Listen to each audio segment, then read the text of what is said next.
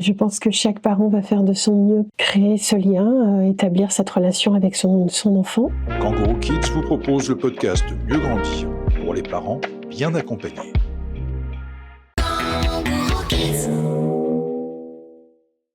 Bonjour, aujourd'hui avec Hélène Agati, professionnelle Kangourou Kids, on va parler de quoi ? On va parler du langage et de son apprentissage et du rôle des parents dans cet apprentissage. Bonjour, aujourd'hui j'ai le plaisir d'être avec Annie Desvages, thérapeute à Caen depuis maintenant 10 ans. Et aujourd'hui on a choisi d'aborder le sujet de comment développer le langage avec mon enfant. Bonjour, ravie Bonjour Annie, d'être avec vous. De même. Alors la question de l'apprentissage du langage, elle se pose à tout parent. Vous comme moi, on s'est posé la question, on a été confrontés. Et moi j'ai une première question, mais vraiment très bête. Est-ce que les areux, aga, bebe sont plutôt à proscrire, ou bien est-ce que ça fait partie aussi de l'apprentissage du langage avec un petit ? Évidemment, toutes ces petites syllabes, ces petits gazouillis sont normaux. Ce sont ses premiers signes à lui d'expression, puisqu'il n'a aucun moyen de communiquer, comme on l'entend nous, adultes. Donc les premiers temps, le bébé, le petit communique avec des gazouillis, des petits bruits, des petites syllabes, puis peu à peu, peut-être des sons un petit peu plus élaborés. Donc oui, c'est complètement normal, c'est pas du tout à proscrire, c'est sa manière à lui d'être en interaction avec ce qui se passe autour de lui, les mots qu'on lui adresse, même s'il comprend pas le sens, bien évidemment. Mais il va y avoir tout le langage verbal, non verbal, qui va bien évidemment lui être proposé. Très bien. Donc est-ce que ça veut dire, Annie, que quelque part, il y a des étapes clés et que parmi les étapes clés, il y a ces gazouillis-là. Est-ce que dans l'apprentissage du langage, on a des étapes différentes ? Oui, tout à fait. Le langage, déjà d'un bébé à l'autre, un petit à un autre, va varier, bien évidemment. Mais en général, les enfants vont se mettre à parler vers 2 ou 3 ans. À parler. Mais ils communiquent déjà à leur manière, avant. Alors, entre 2 et 4 mois, en gros, je parle d'une généralité, les bébés vont commencer à gazouiller. Peu à peu, on peut voir apparaître des premières syllabes, justement. Ils comprennent que la parole transmet des émotions et des informations. Entre 4 et 9 mois, le bébé prononce des suites de syllabes. Il comprend quelques mots très simples, son prénom. Alors justement, à quel moment il comprend vraiment le mot, en fait ? Alors, autour d'1 an, encore une fois en généralité, beaucoup d'enfants commencent à prononcer leurs premiers vrais mots. Ils ne disent que quelques mots, mais on comprend beaucoup d'autres. Alors, comme quand on apprend une langue, parfois on comprend mieux que l'on le parle. On associe plus. C'est vrai. Alors, certains enfants vont parler plus tôt, d'autres un petit peu plus tard, mais c'est à peu près à cet âge-là qu'ils vont commencer à avoir leurs vrais mots à eux. Et justement, à ce propos, à quel moment est-ce que moi, en tant que parent, je dois m'inquiéter ? Est-ce qu'il y a des signes sur lesquels je dois être attentif en tant que parent dans potentielle difficulté d'apprentissage du langage ? Alors, comme on voit que le langage est une interaction, verbale, non verbale, eh bien c'est quand on va avoir un manque de réceptivité, de retour, alors que ce soit peut-être par le son, parce qu'on peut découvrir un enfant qui n'entend pas bien, peut-être qu'il ne va pas réagir à des mots, pas 1 fois, 2 fois, 3 fois, mais un comportement d'une manière générale. Il ne réagit pas, il ne nous regarde pas, il ne répond pas, peut-être qu'il n'entend pas. Peut-être aussi qu'il peut ne pas ressentir les choses ou être captivé par autre chose plus important que la parole.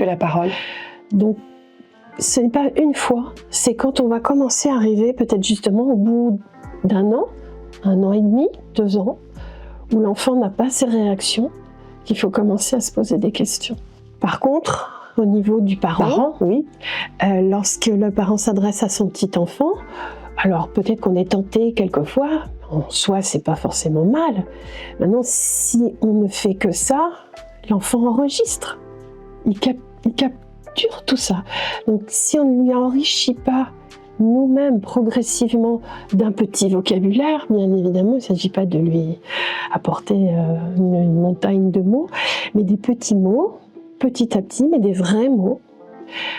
Son prénom, papa, maman, puis petit à petit on enrichit la phrase. On va compléter avec un autre mot à côté, c'est-à-dire que l'enfant va associer les mots avec les idées qui sont derrière. Ne lui parler qu'avec des areux, ça ne va pas le faire enrichir sa propre compréhension du langage. Je comprends.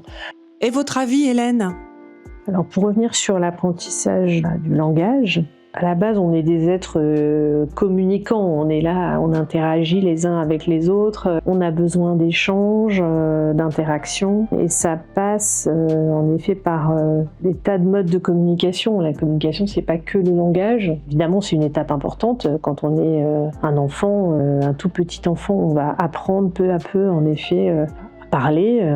Ça commence par des gazouillis, mais je pense que le lien qu'on va créer avec notre enfant, et notamment toute la partie non verbale quand l'enfant est tout petit, la manière dont on va regarder son enfant, s'adresser à lui tout en le regardant, le toucher également. Tout l'aspect non verbal, au départ, il a un sens important pour l'enfant qui, à mon avis, qui évidemment va être moins dans la compréhension du langage et petit à petit, en effet, va apprendre à décrypter. Mais en tant que parent, dans notre rôle d'éveil de notre enfant, on va au quotidien enrichir et éveiller notre enfant dans son apprentissage du langage.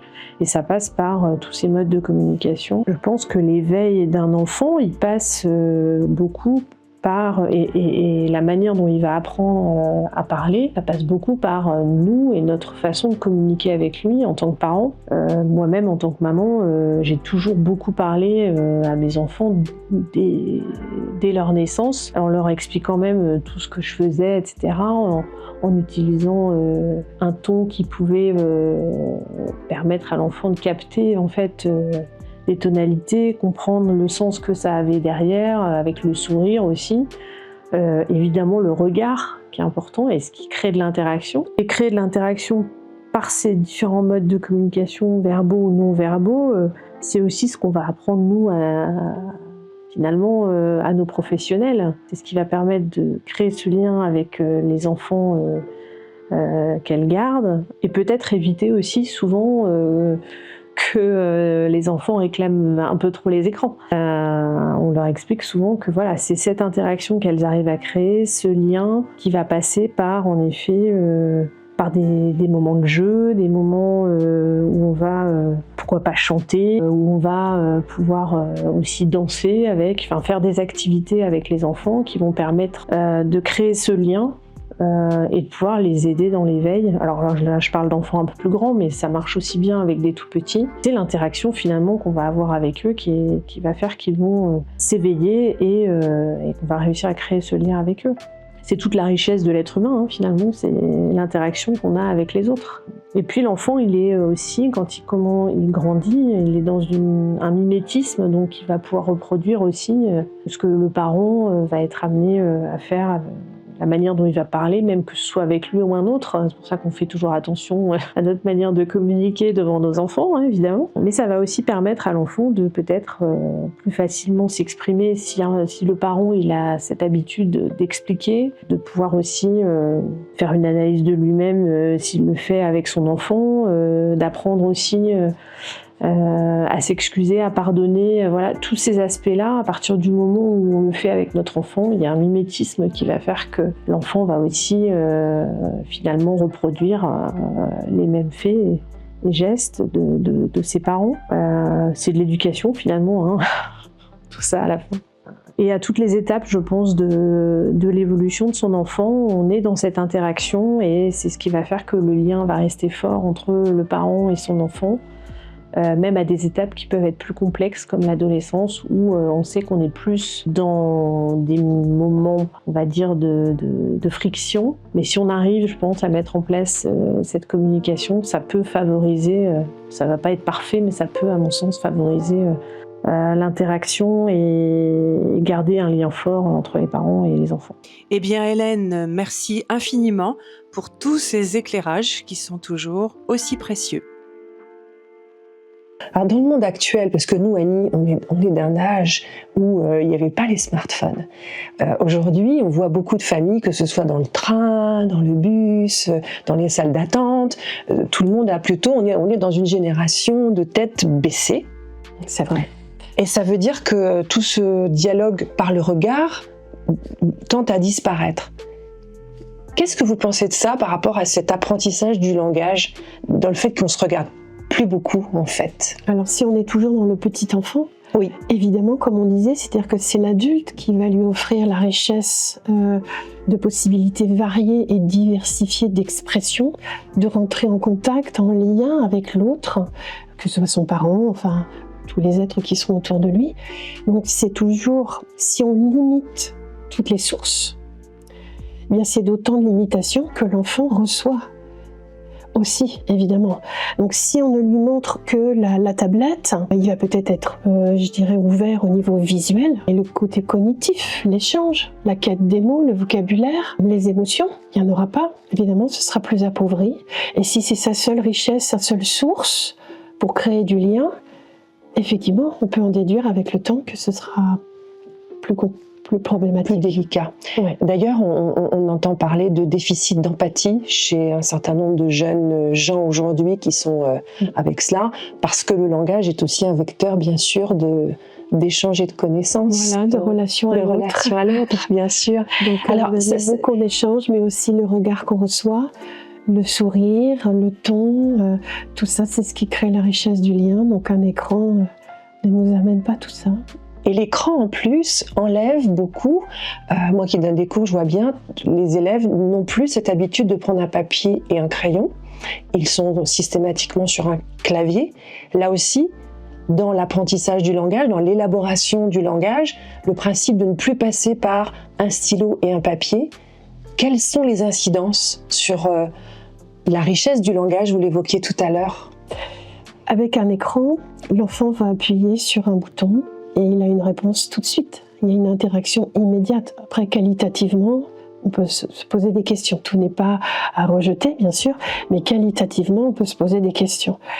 Dans une vraie relation, un papier, un crayon, tout est à créer. Tout est à développer. Donc, tout ce qui sera lié au papier, au crayon, ce sera beaucoup de la créativité. C'est développer sa créativité, sa source de pensée, toute sa créativité. Alors qu'avec un écran, c'est une réponse rapide qu'on n'aura pas avec le papier et le crayon ou l'échange. On se donne la peine avec ces sources-là. On travaille, on se donne la peine pour ça. Pour ce qui est de l'apprentissage du langage, personnellement, moi j'ai choisi de parler à mon enfant dès qu'il était dans mon ventre.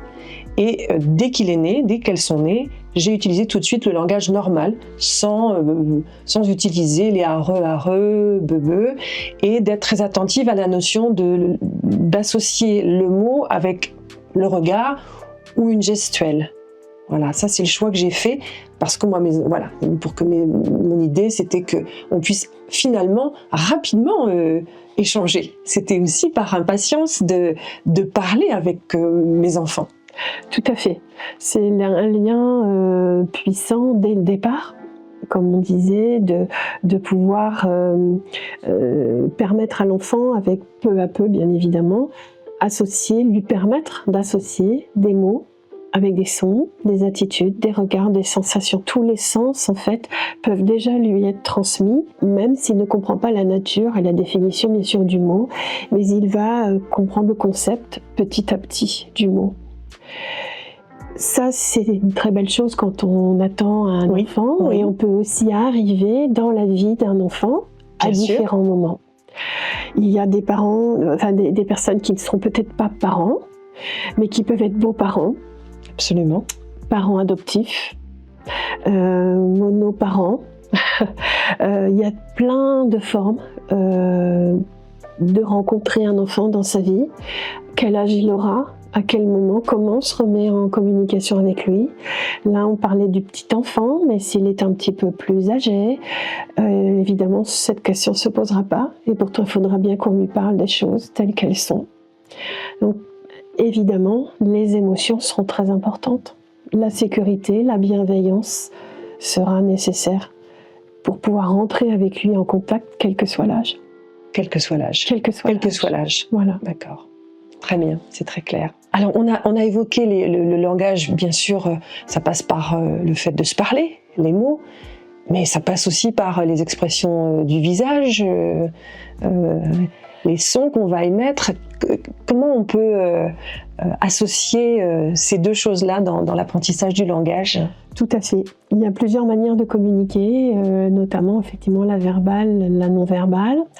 Elle est importante pour un petit, bien évidemment, puisque comme on le disait, il n'a pas la connaissance des mots. Donc la non-verbale est très importante. Alors quand vous dites la non-verbale, on est d'accord, c'est les expressions du visage, la manière dont je vais toucher mon enfant, les gestes que je vais faire avec mes mains. On est là-dedans. Tout à fait, la démonstration, le corporel. On pourrait prendre un exemple avec deux personnes qui ne parlent pas la même langue. Elles ne se comprennent pas avec les mots. Et pourtant, on peut sentir la bienveillance d'une personne à travers son sourire, son visage, les mimiques du visage, les gestes des mains, du corps, la bienveillance, le toucher, la sensibilité. Toutes ces choses-là vont nous indiquer beaucoup de choses. Avec un petit, c'est la même chose. Les mots peuvent devenir peut-être secondaires dans un premier temps, avec l'âge, mais tout ce qu'on va lui transmettre par la douceur, le toucher, la bienveillance, il va se sentir bien, en sécurité, et le lien de confiance peut commencer. Ce lien de sécurité avant tout, je suis bien, je suis en présence bienveillante à mon égard, et l'enfant va commencer à se sentir bien.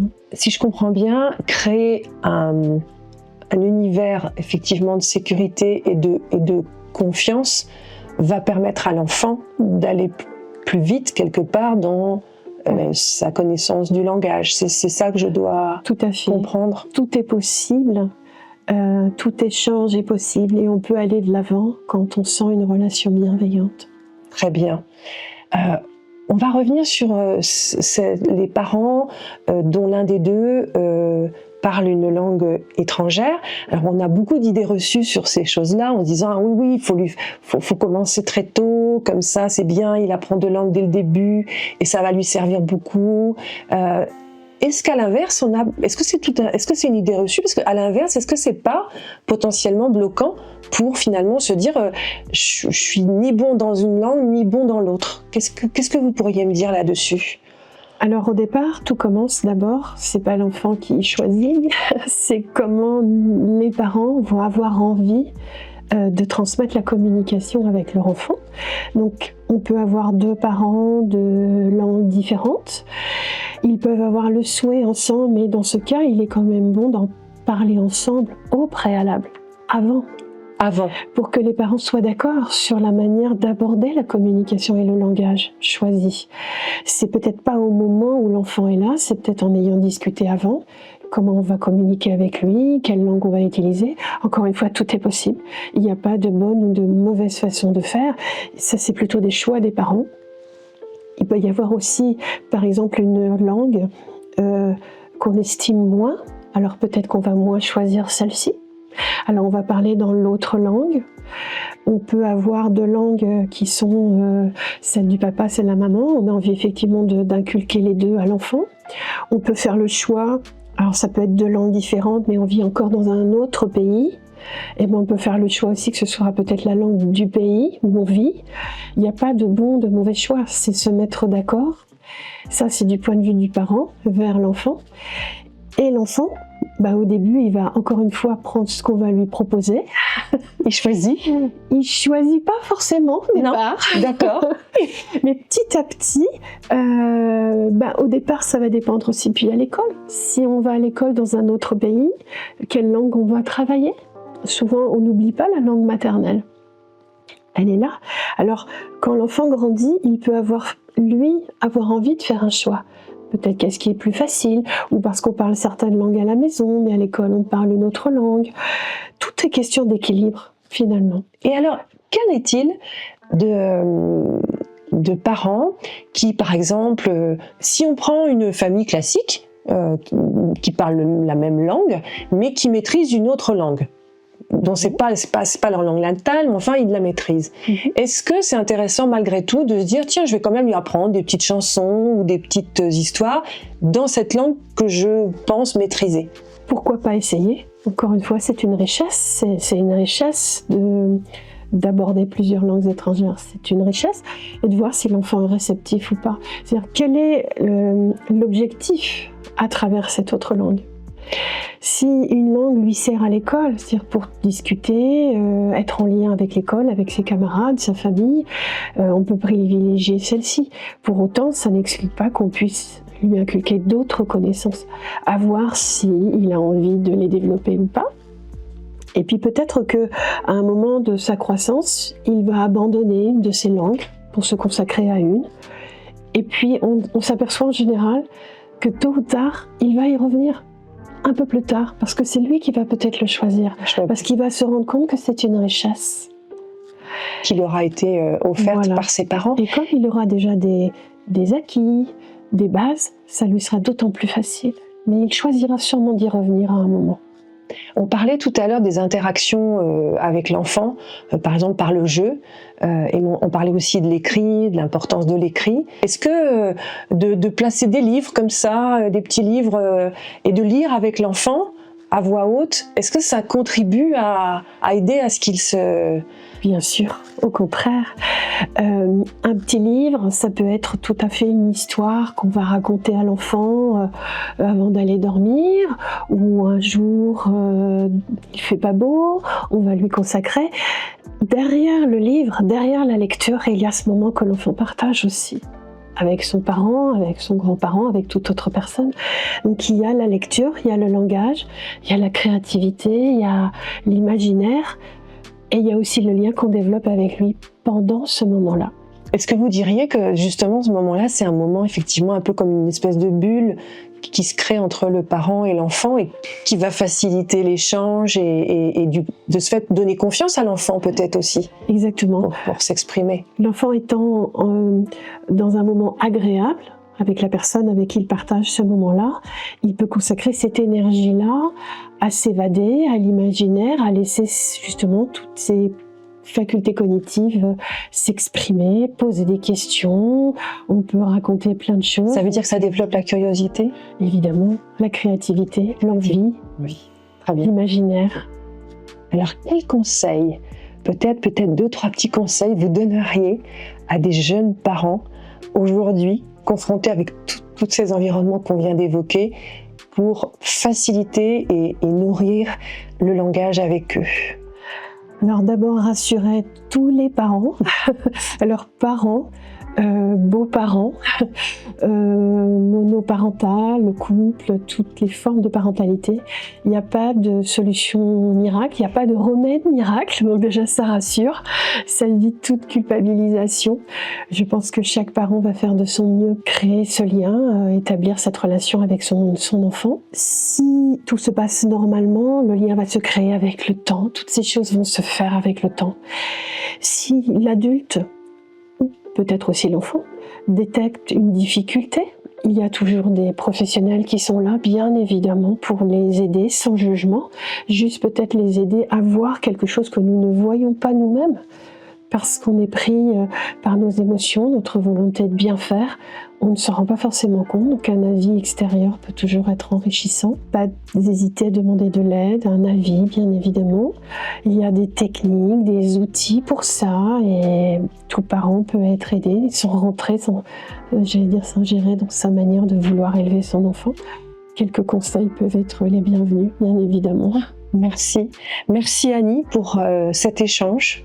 Très intéressant pour un sujet qui, je pense, effectivement intéresse beaucoup les parents parce qu'on est quand même dans une époque de compétition, de compétitivité et le langage fait aussi partie de ce spectre-là. En tous les cas, merci. On n'est pas dans une course, on est dans une qualité de lien et pour la vie, alors autant en profiter jour après jour. Merci Annie. Merci à vous. Merci beaucoup. Mieux grandir pour les parents bien accompagnés.